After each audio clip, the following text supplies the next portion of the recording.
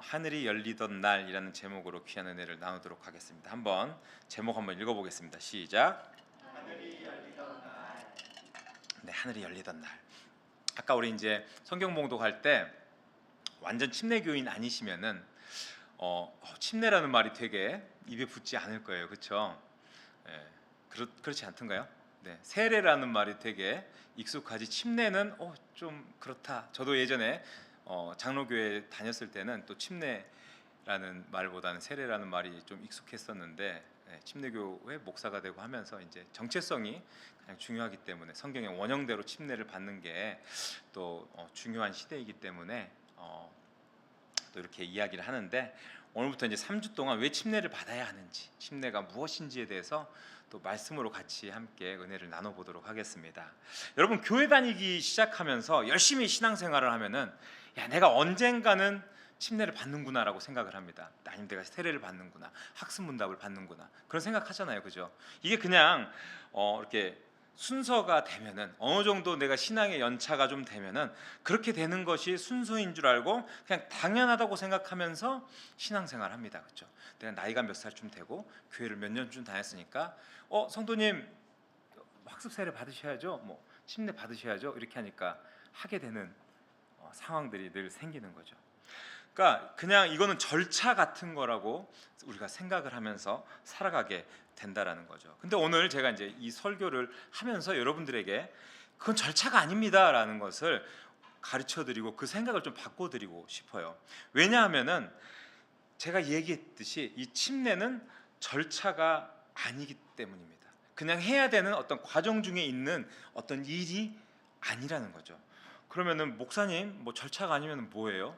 그럼 꼭 해야 되는 어떤 그런 형식적인 것들, 꼭 필요한 일들 아닙니까? 맞아요. 근데 그렇다면 그게 왜 절차가 아니에요? 라고 물어볼 수도 있을 건데요. 제가 이야기할 수 있는 것은, 이 침례라는 것은요, 그냥 한마디로 얘기하면은 하나의 큰 사건이라고 말씀드리고 싶어요. 사건. 여러분들의 인생에 많은 일들이 생겨나는데 사건이라고 할 만한 것들은 굉장히 큰 일이잖아요, 그죠? 충격적이고 내 기억에 남아 있을 수 있을 만한, 어떨 때는 인생의 터닝 포인트가 될 수 있는 것들, 그런 것들이 사건이라고 우리가 이야기를 하잖아요, 그렇죠? 그런 사건이라고 볼 수 있습니다. 그래도 잘 이해가 안 갑니다, 목사님. 그게 무슨 말씀이에요? 라고 하실 수도 있을 텐데요. 침례는 그러니까 한마디로 우리 인생에 일어난 획기적인 사건이라는 겁니다. 여기 세례 받으신 분들도 있겠지만 그냥 때가 돼서 했으니까 생각하지 않을 수도 있어요. 그 예전에 보면 군대 가면 진중 뭐 세례식, 침례식 한단 말이에요. 한꺼번에 막 3,000명씩 세례 받고 침례 받고 해요. 초코파이 준다니까 우리 선배는 가서 했대요.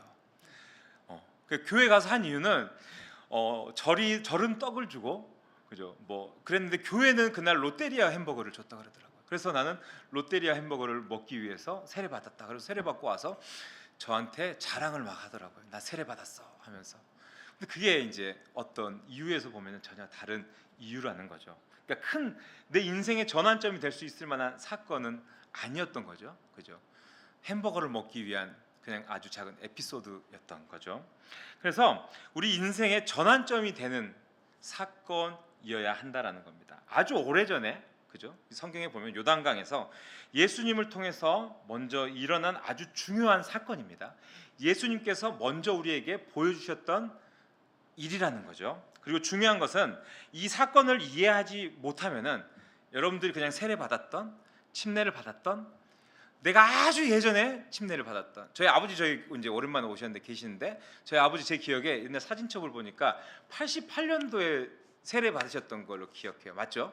그러니까 그 시간이 엄청 길어지다 보면은 그때 감격이나 은혜나 어떤 이런 것들을 의미를 두지 않으면은 그냥 지나가 버린 일로 치부될 수도 있다라는 겁니다. 그냥 받는 것으로 남게 되는 거죠. 근데 만약에 그 침례라는 사건을 우리가 올바르게 이해하면은 어떻게 되냐? 그 침례를 받는 순간 침례는 우리 인생에서 완전히 다른 것이 된다라는 겁니다. 완전히 다른 사건이 되는 것이에요. 인생의 터닝 포인트, 우리 인생의 아주 역사적인 사건이 되는 거예요. 하나님이 나를 너무나 사랑하셨기 때문에 침례를 받게 하셔서 우리의 인생이, 우리의 삶이 새롭게 변화되는구나라는 것을 깨달았을 때 느끼는 감격과 그 은혜는 너무 대단하다라는 거죠. 그래서 우리가 3주 동안 이제 침례란 무엇인가에 대해서 말씀을 통해서 알아보려고 하는데요. 이 3주 동안 말씀 잘 살펴보시면서 귀한 은혜를 한번 누리고 나눠보도록 하겠습니다. 아멘. 네, 첫 번째로 침례는 예수님이 먼저 우리 자리에 들어가신 사건이라는 거예요. 자, 우리 같이 한번 읽어볼까요? 시작. 네, 맞습니다. 우리 오늘 본문 마태복음 3장 13절 같이 읽어보겠습니다. 시작.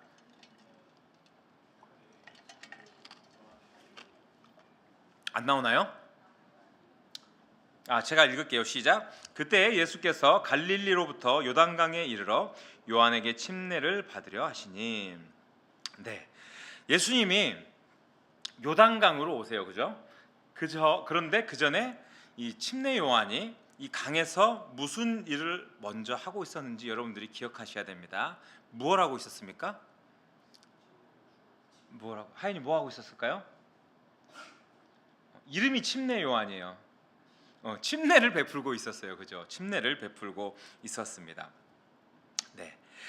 그러니까 죄인들에게 회개의 침례를 베풀고 있었다라는 것입니다. 여러분, 우리가 예수님 처음 믿었을 때 생각나세요? 처음 예수님을 믿고 뭐가 깨달아집니까? 그죠? 우리 죄가 보여요, 갑자기. 그죠? 보통 회심하고 예수님 만나면 어때요?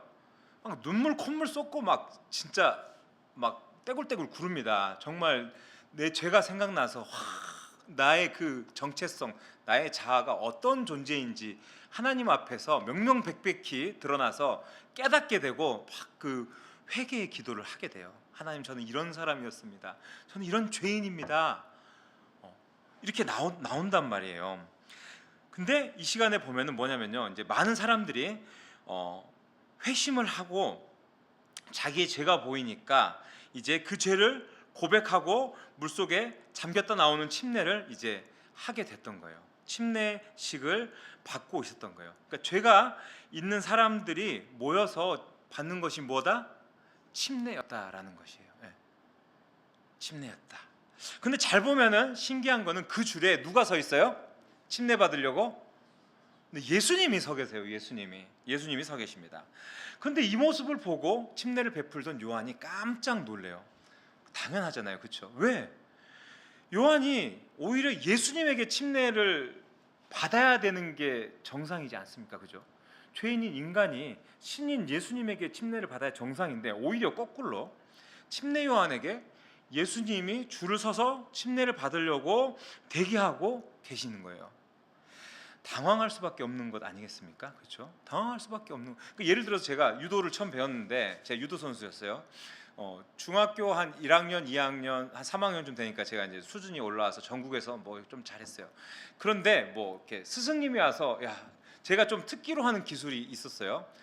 내가 개발한 기술이에요. 근데 선생님이 와서 이거 어떻게 하는 거냐라고 물어볼 때 좀 뻘쭘하기도 하고 좀 부끄럽기도 하고, 이 선생님 뭐 다 아시는 스승님이 다 아는 기술인데 이분한테 내가 배웠는데 내가 이분에게 뭔가를 이렇게 시연하고 보여준다는 게 좀 그렇더라고요. 그러니까 그냥 인간적인 모습에 봤을 때도 그런데, 그렇잖아요. 예수님은 신이에요. 신인 그분에게 내가 침례를 받는 게 당연한데 그분이 나에게 왔다. 몸둘 바를 모르겠죠. 당황스럽고 어떻게 해야 되지? 그러니까 이런 반응은 신학적으로도 정말 옳은 모습이에요. 그죠? 예수님은 죄가 있다 없다? 죄가 없는 분이세요. 그죠? 죄가 없는 분입니다. 죄가 없다는 말은 즉 회개할 것이 없는 분이라는 거죠. 그러니까 한마디로 침례를 받지 않아도 되는 분이라는 이야기예요. 근데 침례를 받고자 그곳에 서 계셨다라는 겁니다. 그리고 요한은 그것을 알고 있었기 때문에 예수님, 아닙니다, 침례를 받지 마십시오라고 그렇게 제지를 하려고 했던 것이죠. 저는 이게 참 잘한 일이라고 생각을 해요. 왜냐하면은 그렇게 예수님을 막아서는 그 일들이 없었다면은 이 장면이 참 이상한 장면이다라는 것을 우리가 어쩌면 알아채지 못할 수도 있었기 때문입니다. 자, 그렇게 이제 막자 예수님이 대답하십니다. 오늘 본문 3장 15절입니다. 15절 같이 한번 읽어볼까요? 시작. 예수께서 대답하여 이르시되 이제 허락하라. 우리가 이와 같이 하여 모든 의를 이루는 것이 합당하니라 하시니 이에 요한이 아멘. 네.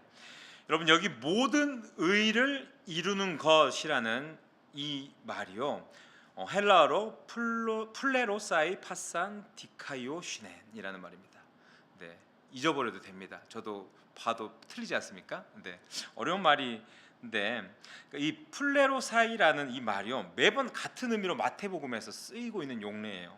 그러니까 어려운 말 같은데 뜻은 분명해요. 무슨 말이냐면 하나님께서 구약에서 약속하신 그 구원을 지금 신약에서 완성하신다라는 이야기를 여기서 표현하는 말이라는 겁니다. 모든 의를 이루는 것, 이것은 하나님이 구약에서 약속하셨던 그 구원을 이제 성취하신다라는 이야기라는 겁니다. 그러니까 단순히 내가 옳은 일 하겠다라는 게 아니에요. 하나님께서 우리의 구원을 위해 요구하시는 모든 것 내가 다 이행하겠다라는 이야기인 것입니다. 그렇다면 여러분들 무엇을 이행한다는 이야기일까요? 예수님 무엇을 이행한다는 얘기일까요? 잘 생각해 보십시오. 뭐냐면요, 하나님의 율법은 어때요? 완전한 의를 요구합니다. 완전한 의를 요구합니다. 그렇죠? 그런데 죄인인 우리가 그 완전한 의를 채울 수가 있을까요? 없습니다. 우리는 존재적으로 그 하나님께서 원하시는 그 요구 사항을 채울 수 있는 능력이 없는 것입니다. 우리는 정말 그것들을 채울 수가 없는 그런 사람인 겁니다. 존재론적으로 우리가 죄인이기 때문에 그렇습니다. 네, 죄인이기 때문에. 그런데 지금 예수님이 그것을 채우러 오신 겁니다. 예수님께서는 우리 대신 회개의 침례를 받으실 이유가 없는 분이세요. 그런데 그럼에도 죄인들이 서는 그 줄에 서서 침례를 받으시려고 했던 그 이유는 우리가 서야 할 그 자리에 예수님께서 이제 그 자리에 대신 우리 대신 서신 거라는 이야기예요. 이야기를 들으니까 여러 가지 생각이 날 수도 있을 거예요. 그렇죠? 뒤에도 다시 얘기하겠지만 예수님께서 이제 십자가에 달리시기 전에 그 순서로 여기서부터 시작을 하셨다라는 거예요. 그죠? 우리 대신, 그죠? 우리를 대신해서 그 회개의 자리에 서셨다라는 거죠. 그죠? 처음 예수님을 믿으면 우리가 뭘 합니까? 회개한다라고 하잖아요. 우리의 죄를 자복하고, 그죠? 정결함으로 나아가기 위해서 애써야 되잖아요. 근데 그 일들의 그 첫 번째를 예수님께서 이 침례를 통해서 시작하려고 했던 겁니다. 여러분, 우리가 이렇게 생각해 보면 좋을 것 같아요. 우리가 죄를 졌어요. 그죠? 법원에 가야 하는데 누가 대신 가준대요. 재판받으러 대신 가준대요. 어때요? 그죠? 너무 좋겠죠? 내가 갚아야 할 죄값이 있어요. 내가, 그죠? 그 선고되는 거기에 따라서 죄값을 치러야 하는데 대신 다른 사람이 내 죄를 죄값을 치러준다고 합니다. 그죠? 지금 그것을 예수님께서 하신다라는 이야기예요. 요단강에 죄인들의 줄에 서심으로써 그 모든 것들을 대신 치르기 위한 그 시작을, 그 미션을 수행하고 계시는 겁니다. 자, 요단강의 침례는 그 시작이었다라는 것을 여러분들 기억하시면 좋겠고, 이것이 십자가의 예고편이다라고 여러분들 기억하셨으면 좋겠습니다. 자, 잘 보시면 십자가에서도 어때요? 예수님 두 강도 사이에서 매달려서 죽으십니다. 그러니까 죄인들 사이에서, 그렇죠? 우리가 받아야 할 심판도 받으신 분이 주님이시라는 거예요. 그러니까 그 모든 것, 제가 좀 전에도 말씀드렸지만 침례를 받는다는 것 정말 중요한 의식입니다. 예전에 내가 세례를 받았지만 또 침례를 받았지만 그 의미를 몰랐다면 오늘 깨닫기를 바랍니다. 네. 여러분들 우리의 결심이 굳어서 침례를 받는 것은 아닙니다. 그죠? 내가 받아야지, 내가 신앙의 연차가 이만큼 됐으니까 내가 침례를 받는 거야 라고 생각하지 않으셨으면 좋겠습니다. 예수님이 먼저 우리가 죽어야 하는 그 자리에 들어가셨기 때문에 우리가 그 자리에 들어갈 수가 있는 것입니다. 아멘. 예수님께서 이미 우리를 위해서 그 구원을 성취를 이루고 완성하신 그 일 안으로 우리는 그저 이 침례식을 통해서 따라 들어가는 겁니다. 이 시간 여러분들 이 사실을 반드시 기억하시면서 온전한 우리를 향한 어쩌면 그 주님의 크신 사랑을 기억하시기를 주님의 이름으로 축복합니다. 아멘. 네, 두 번째입니다. 두 번째는 예수님께서 물에서 올라오시는 순간 하늘이 열렸습니다. 우리 같이 읽어보겠습니다. 시작. 예수님께서 물에서 올라오신 순간 하늘이 열렸습니다. 네, 하늘이 열렸습니다. 자, 침례를 받고 물에서 나올 때 그 순간에 세 가지 일이 동시에 일어난다고 합니다. 우리 16절 한번 읽어보겠습니다. 16절 시작. 예수께서 침례를 받으시고 곧 물에서 올라오시 하늘이 열리고 비둘기같이 자기 위에 네, 아멘. 네, 자 하늘이 열립니다. 여기서 하늘이 열린다는 게 무슨 뜻인지 아세요? 하늘이 구름이 이렇게 착 갈라졌나? 그죠? 우리가 이렇게 아는 만큼 상상하니까 저도 어렸을 때 하늘이 열린다. 그러면 이렇게 구름이 이렇게 열리나? 이런 생각도 합니다. 네, 상상할 수 있는 거죠. 어떤 뜻이냐면 열린다는 것은 우리가 닫혀 있다라는 의미죠. 그러니까 열린다라는 표현을 썼겠죠. 이게 이제 같은 의미의 성경에 보면은 이제 같은 구절들을 똑같이 표현해 놓은 부분들이 있어요. 마가복음에 보면은 마가복음 1장 10절에서 예수님의 침례를 묘사한 단어를 쭉 살펴보면요. 10절을 한번 볼까요? 10절 제가 같이 우리 읽어보겠습니다. 시작. 곧 물에서 올라오실새 하늘이 갈라짐과 성령이 비둘기같이 자기에게 네네네네 네 아멘. 그러니까 우리가 읽은 이 마가복음에서 하늘이 갈라진다라는 표현을 써요. 그죠? 하늘이 열린다. 그러니까 하늘이 갈라진다라는 표현을 쓰는데 이 말의 원어적 의미가 헬라어로 스키조라는 단어를 쓰는데 뭐냐면 하늘이 찢어진다라는 의미예요. 찢어진다. 네. 하늘이 그냥 열린다, 찢어진다라는 거예요. 수백 년 전에 이사야가 이렇게 얘기했어요. 주여 하늘을 가르고 내려오소서라고 표현했습니다. 그죠? 주님께서 오시기를 간절히 이사야가 기도를 했습니다. 근데 여기서 썼던 하늘을 가르고 내려오소서라고 했던 말이 카라라는 단어인데 이것도 찢는다는 이야기예요. 똑같은 이야기입니다. 그러니까 하늘을 찢어달라고 기도를 했어요. 이사야도 막힌 하늘이 찢어져서 하나님이 내려오시기를 기도했고 그럼에도 오시지 않는 하나님을 기다리면서 수백 년을 그죠? 막막해 하면서 기다렸다라는 겁니다. 근데 오늘 어때요? 요단강에서 예수님이 침례를 받고 물에서 올라오시는 순간 어때요? 하늘이 열렸어요. 그러니까 하늘이 찢어졌다라는 거세요. 그러니까 신기한 거는 왜 이 순간 하늘이 찢어지냐라는 거죠. 그죠? 왜 하늘이 이 순간 열리냐라는 거죠. 거기에는 의미가 있습니다. 왜 좀 약간 제가 상상해 봤어요. 그냥 예수님이 사역하실 때 그죠? 병자를 탁 이렇게 세웠을 때 하늘이 쫙 열리면서 빛이 딱 쏟아졌어요. 예수님한테. 얼마나 멋있어요. 그죠? 사람들이 다 뒤집어질 거 아니에요. 다 나는 예수님을 주로 섬기겠노라라고 사람들이 다 따르지 않겠습니까? 설교를 했어요. 설교를. 예? 설교를 하는데 막 빛이 막 쏟아져 내려요. 그럼 얼마나 그죠? 그 예수님이 더 돋보이고 그죠? 예수님께서 그 구원의 사역을 하시는데 더 편하지 않으셨을까라는 생각도 해봅니다. 근데 뭐 아무것도 아닌 제가 봤을 때 왜 침례를 받고 올라오는 순간 하늘에 빛이 내렸을까라는 상상을 해봤는데요. 그 의미는요. 예수님께서 죄인들을 대신해서 율법의 요구를 채우시려고 물에 들어갔다가 나오셨잖아요. 그 순간 빛이 하늘에서 내려왔잖아요. 그러니까 하늘이 열렸다라는 이것은 이제 이사야가 말했던 그죠? 수백 년의 그 기도가 주님 내려오시옵소서 했던 그 기도가 응답되는 사건을 보여주기 위해서 이렇게 나타났다라는 겁니다. 17절을 보면요. 이렇게 이야기합니다. 17절 하늘로부터 소리가 있어 말씀하시되 이는 내 사랑하는 아들이요 내 기뻐하는 자라 하시니라. 네, 주님께서 직접 이 모든 것들을 이루시기 위해서 하늘을 열고 또 말씀하시는 장면이 나옵니다. 여러분들 성경에서 전체에서 하나님이 직접 하늘이 열리고 거기서 하나님의 목소리가 나와서 인간들에게 직접 이야기하든지 누가 들을 수 있게 이야기하는 장면은요, 제가 이렇게 찾아보니까 불과 한 4군데 정도밖에 되지 않아요. 에스겔서나 아니면 요한계시록이나 지금 이 장면이나 그다음에 베드로에게 사도행전에서 보여줬던 모습들 아니면요, 이렇게 직접 하늘이 갈라지고 하나님께서 직접 말씀하시는 장면을 찾아보기가 힘든 장면입니다. 그러니까 정말 중요한 장면이라는 거예요.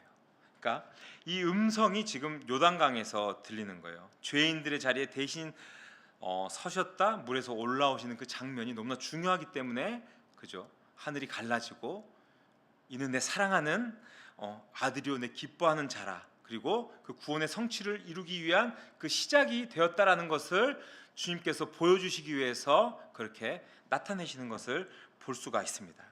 우리가 봤던 이제 17절에 내가 기뻐하는 자라라는 표현의 원어적 의미가요, 영원 전부터 이미 기뻐하심이 결정되어 있었다라는 뜻입니다.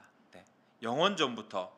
그러니까 이 기뻐하심이 우리를 구원할 수 있는 하나님의 그 사랑의, 그죠? 그 기뻐하심이 지금 이 모습에서 그 사역을 이제 구원의 사역이 완성되는 그 순간 하나님이 너무 기뻐하셨다는 표현으로 우리가 볼 수가 있는 거예요. 참 장관을 이루고 있습니다. 성부 하나님이 말씀하셨습니다. 성자 예수님이 물에서 올라오셨습니다. 그리고 성령님이 비둘기처럼 내려오셨습니다. 그죠? 삼위일체 하나님이 한 곳에 이렇게 모여서 나타내신 그 구원의 사역, 구원의 그 뜻, 구원의 계획을 이루어지는 장면이 나타나고 있는 곳, 바로 이 장면에서 볼 수가 있는 것입니다. 여러분, 우리의 구원은요, 그래서 우리가 생각해 봐야 될 게 하나님 한 분의 뜻으로 이루어진 것, 또 결정된 것이 아니라는 거예요. 그럼 뭐냐? 삼위 하나님 모두가 전체가 인정하시고 또 그 사역을 같이 협력해서 이루어 나가는 귀한 사역이라는 겁니다. 성부께서 계획하시고 성자 예수님께서 우리를 대신해서 이 땅에서 십자가에 달리셔서 그 모든 것들을 실행하시고 성령님께서 우리의 지금의 삶 안에서 우리 안에 내재하시면서 우리를 통해서 그것들을 적용하게 하시고 살아가게 하신다라는 이야기입니다. 그리고 침례는요, 그 삼위 하나님의 공동 구원 사역 안으로 들어가는 사건이라는 거예요. 그래서 제가 되게 획기적인 사건입니다, 그냥 해야 되는 절차가 아닙니다 라고 이야기를 했던 것입니다. 여러분, 이 시간 그 하나님의 우리를 향한 계획과 그 사랑을 여러분들 기억하셨으면 좋겠습니다. 그러면서 우리가 얼마나 감사해야 될 일이 아니겠습니까? 감사로 또 침례를 좀 기대하시면서 준비하신 여러분들이 되시기를, 또 침례를 받으셨다면은, 세례를 받으셨다면은 그 잊어버렸던, 그죠? 그 감격과 그 사랑과 그 의미를 되새길 수 있는 여러분들의 삶이 되기를 주님의 이름으로 축복합니다. 네, 세 번째입니다. 세 번째 우리 같이 읽어보겠습니다. 시작. 네. 자, 여기까지 설교를 들으시면서 이런 생각이 드실 수가 있어요. 자, 목사님이 엄청 열심히 얘기하셨는데 예수님 침례 이야기는 이제 좀 대충 알겠어요. 근데 그게 나랑 또 무슨 상관인가요? 이게 저랑 이렇게 별로 관련이 없는 것 같아요. 잘 모르겠어요라고 하시는 분들도 있을 수도 있어요. 자, 지금 눈빛을 봤을 때는 다들 잘 이해를 하신 것 같지만 또 그렇게 생각이 드실 수도 있는데, 우리가 마태복음의 마지막 장면을 보겠습니다. 28장 19절이거든요. 부활하신 예수님이 제자들에게 말씀하시는 장면이에요. 같이 읽어볼까요? 시작. 그러므로 너희는 가서 모든 민족을 제자로 삼아 성령의 이름 침례를 베풀라. 아멘. 자, 보십시오. 침례를 베풀 때 어떤 이름으로 베풀라고 하세요? 그죠? 아버지와 아들과 성령의 이름으로. 요단강에서 제가 좀 전에 말했어요. 삼위가 함께 하셨던, 그죠? 그 이름으로 침례를 베풀라고 말씀하십니다. 그죠? 마태복음은 예수님이 침례를 받으시는 것으로 시작을 해서 우리에게 마지막에 뭐라 그래요? 침례를 베풀어라 라고 명령하시면서 성경이 마무리가 됩니다. 마태복음이 마무리가 됩니다. 잘 보시면 이 두 장면이 어때요? 연결이 되고 있어요. 그렇죠? 연결이 되고 있는 장면입니다. 예수님께서 우리 대신 물에 들어가신 그 사건과 우리가 받는 침례가 연결된다라는 이야기인 것이요. 그러니까 이것이 뜻하는 바가 무엇일까요? 그것은 우리의 침례는 예수님이 완성하신 그 사건, 그 일 안으로 우리가 들어가는 사건이라는 겁니다. 아멘. 네. 그냥 우리 따로 예수님 따로 예수님 옛날에 받으셨고 우리는 지금 받는 거야가 아니라 성부, 성자, 성령 그 삼위일체 하나님 안에서 이루어졌던 그 사건이 오늘날에도 똑같이 이루어지는 그 사건으로 내가 들어가는 것이라는 거죠. 이게 핵심입니다. 이게 핵심. 침례는요, 내가 무언가를 결심했다라는 표현이 아닙니다. 여러분, 우리가 착각할 때가 참 많이 있어요. 내가 뭔가를 열심히 했기 때문에 주님께서 우리에게 뭘 주셨다. 내가 기도를 너무 열심히 했기 때문에 주님께서 우리에게 무언가를 허락하셨다. 뭐 이런 생각을 할 때가 많아요.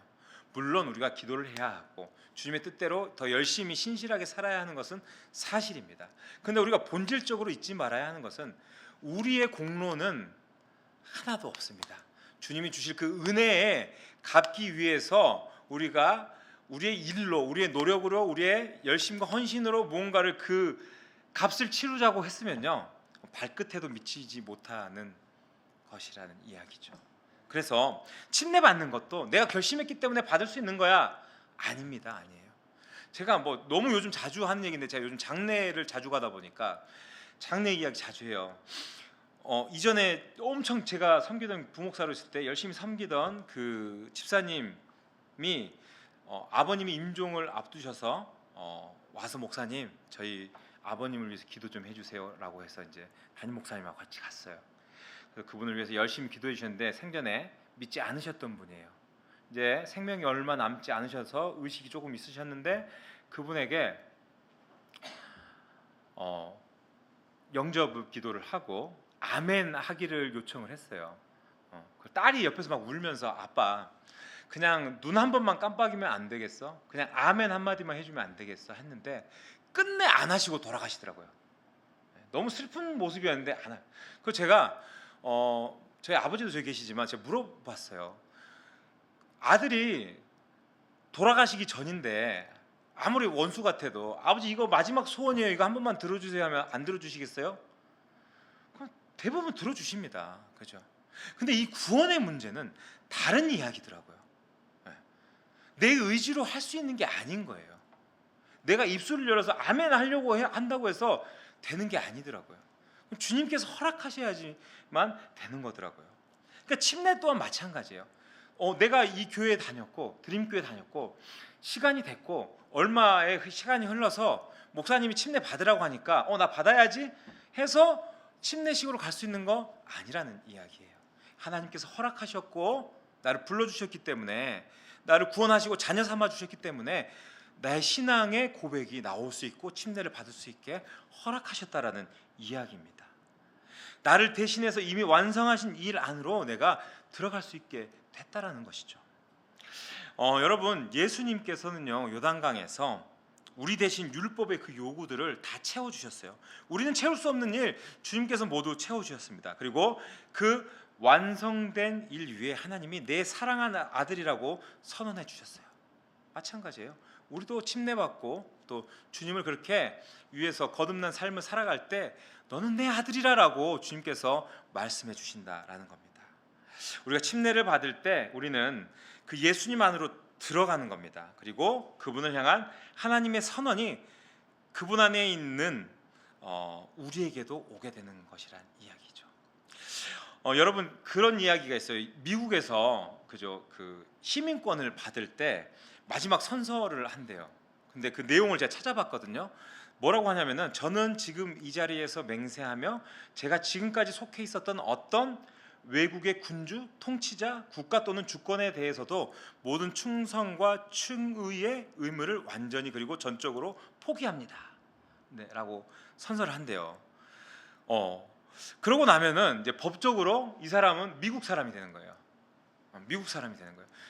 보기에는 한국 사람인데 이제 신분이 바뀌는 겁니다. 그죠? 외모는 그대로, 말도 영어 한마디도 잘 못하고 한국말 하지만 어때요? 미국 사람이 된 거예요. 사는 집도 그대로. 근데 이전에 한국 사람이 만약에 그랬다고 했을 때 한국 국가가 와서 너는 한국 사람이야라고 하면은 그 사람이 한국 사람이 됩니까? 아니에요. 예. 그 아이덴티티는 여전히 한국 사람인 것 같지만 신분은 법적으로 완전히 바뀌었다라는 거죠. 아무 효력이 없는 거예요. 한국 사람이 우리 국민이야라고 해도 전혀 법적인 효력이 없는 겁니다. 그러니까 취소 불가능한 법적 사실이기 때문에 어떻게 할 수가 없는 거죠. 그러니까 침례가 바로 그런 거라는 이야기예요. 예수님이 완성하신 일 안으로 내가 들어갔다는 것. 네. 그건 우리가 취소할 수 없는 사실이라는 이야기입니다. 굉장히 복된 일입니다. 우리 천국 백성이 된다라는 이야기인 것입니다. 아멘. 그래서 하나님의 선언은 다릅니다. 네, 좀 전에도 얘기했듯이 제가 뭔가를 해서 받는 게 아닙니다. 다시 한번 이야기하지만 예수님이 이미 완성하신 그 사건 안으로 내가 들어갔기 때문에 제가 받을 수 있는 것입니다. 내 성과 또 내 어떤 자격 이런 것들과 상관없이 받을 수 있는 것입니다. 우리는 직장이나 사업장 뭐 세상 여러 곳에서 살면서 어때요? 내 가치가 우리가 했던 어떤 성과, 그죠? 내 어떤 모습으로 그렇게 매겨지는 것을 경험할 때가 있어요, 그죠? 그래서 이러한 사건이 잘 이해가 안 갈 수도 있어요, 그죠? 나는 아무것도 안 했는데 나를 이렇게 여겨주고 이렇게 사랑해준다고 이해가 안 되시는 분, 처음 믿었을 때 안 되시는 분들 참 많이 있어요. 근데 이게 주님께서 우리에게 베푸시는 은혜라는 겁니다. 그리고 이 하나님의 선언은 우리의 자격에 달려 있지 않아요. 그냥 예수님께서 우리 대신 그 자격을 완성하셨기 때문에 우리 자격은 아무 필요가 없는 거예요. 우리가 부족해도 우리가 저 신분이 아주 미천해도 상관이 없습니다. 그저 예수 그리스도 안에 우리가 머물러만 있다면은 우리는 그 선언을 받는 것입니다. 그러니까 침례가 바로 그 안으로 들어가는 문이라는 이야기죠. 그래서 우리가 다시 생각해야 되는 것은 주님 제가 침례 받아들이겠습니다. 뭐 이쯤으로 생각하면 안 된다는 거예요. 그거 되게 건방진 겁니다. 그거 착각입니다. 침례는 내가 하나님께 내가 신앙생활 하니까 제가 침례 받아들이면 되잖아요. 이게 아니라는 거예요. 하나님께 드리는 선물 같은 게 아니라는 이야기예요. 하나님이 이미 완성해 놓으신 일 안으로 들어갔을 때 주님께서 내게 주시는 선물이라는 겁니다. 아멘. 네, 똑같은 얘기 계속해서 반복하지만 여러분들 잘 기억하시기를 바랍니다. 이 시대에 우리가 이스라엘을 보면은 요단강 우리가 특별한 것 같잖아요. 성지순례 갔다 오신 분들 보면은 요단강 별 볼 일 없다 그러더라고요. 요만한 그 강폭이 뭐 한 2m도 안 되는 그런 좁은 강가, 그리고 뭐 물이 아주 뭐 예쁘고 경치가 멋있는 곳도 아니라더라고요. 그리고 제가 이제 예전에 보면은 지구 해수면을 기준으로 했을 때 380m 정도 되는 낮은 곳, 해수면보다 낮은 땅을 위치한 곳이 이스라엘이에요. 그 중에서도 이 요단강이 흐르는 그 물줄기가 있는 곳이 해수면보다 한 380m 정도 낮은 곳입니다. 그러니까 여러분 하나님은요 어쩌면은 그런 생각이 들어요. 화려한 곳으로 임하지 않는다. 그죠? 낮고 낮은 데로. 그죠? 어떻게 보면은 정말 초라하고 평범하고 별 볼 일 없는 곳으로 내려오시는 분이 주님이시지 않나 싶습니다. 여러분 성경의 어느 곳을 봐도 주님께서는 화려하고 멋진 곳으로 임하지 않으셨습니다. 그죠? 평범하고 초라하고 또 부족하고 그죠? 힘든 사람들 곁으로 오셨던 분이 주님이십니다. 낮고 낮은 데로 오신 그 주님 우리가 보면서 오늘 본문에서 예수님 평범하다 못해 어때요? 죄인들이 득실거리는 그런 평범한 어느 날 오후에 그죠? 그 강가에서 침례를 받으셨고 어때요? 하늘이 열렸습니다. 이제 3주 후면요 침례식이 있습니다. 침례식이 있습니다. 누가 봐도 정말 평범한 장소, 평범한 장소는 아니에요. 거기 목사님 신경 써서 침례탕 예쁘게 만들어 놓으셨다 그래가지고 네 그런 장소인데 어쨌든 그곳에서 침례식을 진행할 예정입니다. 특별해 보이는 것 하나도 없겠지만 저는 그런 생각을 해요. 그 침례를 베푸는 순간 정말 하늘이 열리고 그죠? 주님께서 너는 사랑하는 내 아들이라고 말씀해 주실 것이라고 확신합니다. 그날 여러분들 기대되십니까? 아멘. 네, 기대되십니까? 네, 기대하시길 바랍니다. 우리 하인이 기대되니? 마지못해 아멘 하면 안 되는데. 네. 지금이라도 망설여 주시는 분이 있다면은 그 자리에 우리가 귀한 자리에 참여하시고 초청받았다라고 생각하시면서 감사하며 기다렸으면 좋겠습니다. 다시 한번 이야기하지만 침례는 우리의 결심이나 결단이 아닙니다. 하나님이 여러분들을 향해 이미 완성해 놓으신 일 안으로 들어가는 우리 인생의 터닝 포인트, 커다란 사건임을 기억하셨으면 좋겠습니다. 이 시간 바라기는 주님이 이미 완성하신 그 은혜의 자리로 들어가시는 그 귀한 사역에 한 주간 지나면서 기대하시고 감사하면서 그 시간들을 안으로 들어가시기를 축복합니다. 아멘. 그래서 온전한 우리가